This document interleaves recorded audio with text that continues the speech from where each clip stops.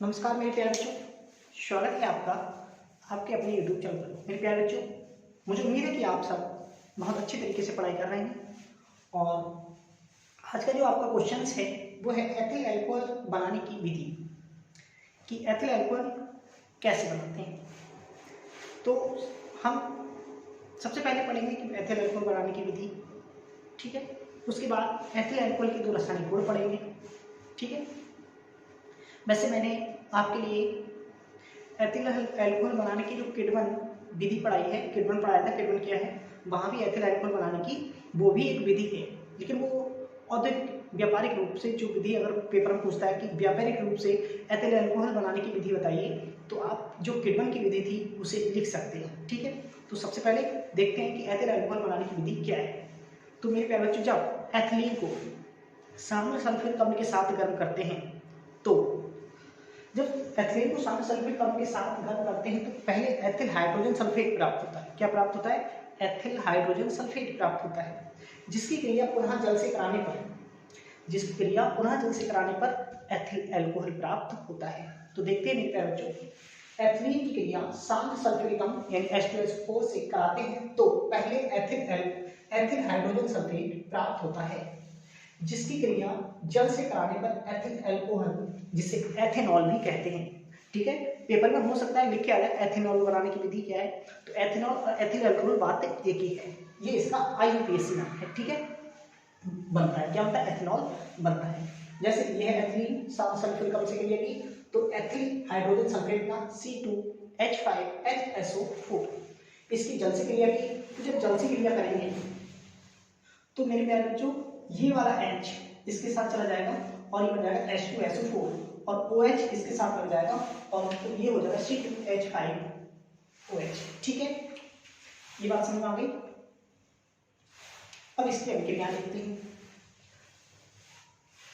ये मैंने जो आपको समझाया है, ये मेरे प्यारे बच्चों एथिल अल्कोहल बनाने की विधि है, ठीक है। लेकिन अगर पेपर में आपसे पूछा जाता है कि एथिल अल्कोहल बनाने की व्यापारिक विधि क्या है, तो मैंने आपके लिए किडवन क्या है एक क्वेश्चन कराया था। उस क्वेश्चन के ही द्वारा आप, अगर पेपर में आपका आता है कि एथिल अल्कोहल बनाने की औद्योगिक विधि का वर्णन कीजिए, तो आप जो मैंने आपको किडवन पढ़ाया है उसके द्वारा ही उसे लिख सकते हैं। वो भी क्या है? एथिल अल्कोहल बनाने की एक विधि है, लेकिन वो व्यापारिक विधि है, ठीक है। और अगर व्यापारिक विधि नहीं कहता है तो आप इस क्वेश्चन को लिखेंगे, ठीक है। क्लियर है? यानी वो स्टार्च से बना सकते हैं उसमें एथिल अल्कोहल, इसमें हम जो है एथिलीन से बना रहे हैं।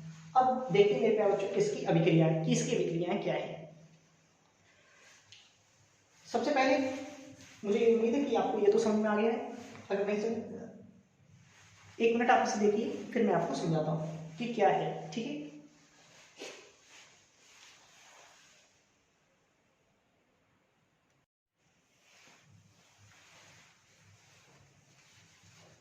तो यहां से यहां तक आप समझ चुके हैं। अब हम पढ़ेंगे इसकी क्रिया।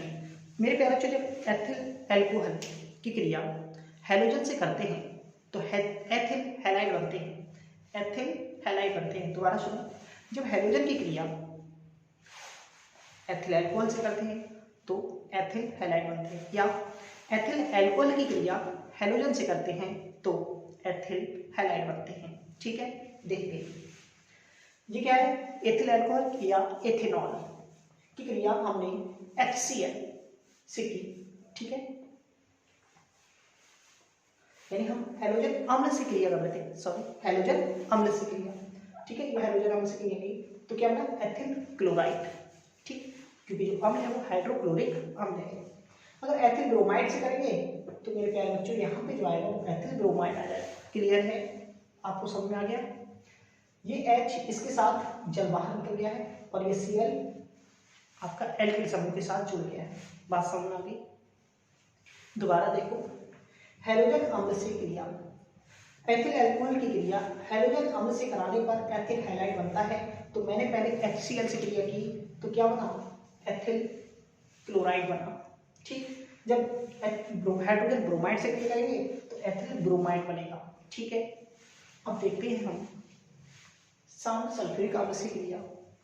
मेरे प्यारे बच्चों, जब एथिल अल्कोहल की क्रिया शांत सल्फ्यूरिक अम्ल से कराते हैं तो इसकी क्रिया पहले 100 सेल्सियस पे जब कराते हैं तो एथिल हाइड्रोजन सल्फेट बनता है। क्या बनता है? एथिल हाइड्रोजन सल्फेट बनता है, जिसको पुनः 170 सेल्सियस ताप पर गर्म करते हैं तो एथिलीन बनती है। क्या बनती है?